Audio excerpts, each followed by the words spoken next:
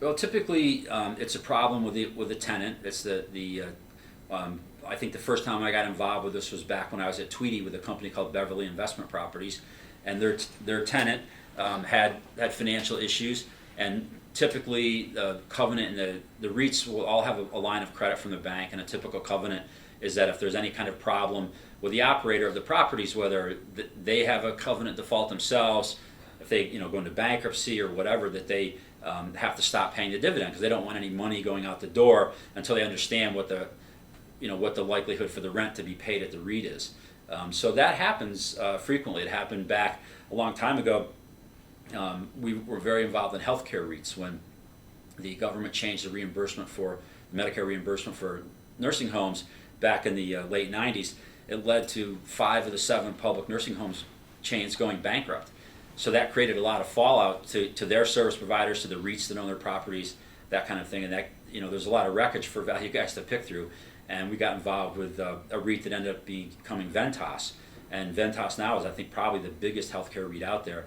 That was its operator went into bankruptcy, and you had to try and model out what you thought the rent coverages could be post bankruptcy, and what that would mean for the REIT's finances. And so there was a lot of work to do. It wasn't an analysis that you could do and kind of have a reasonable range around it, and the discounts from value were huge. So even if you were off a bit, it was a good opportunity. And we've just done it recently with a company called Getty Realty, where Getty, about half of its service stations are leased to an outfit that had been sold to Lukoil, and they defaulted on the lease, and they had to cut the dividend, and the stocks went from the high 20s to the low teens, and we're kind of working through that process. We think that the ultimate resolution is unknown.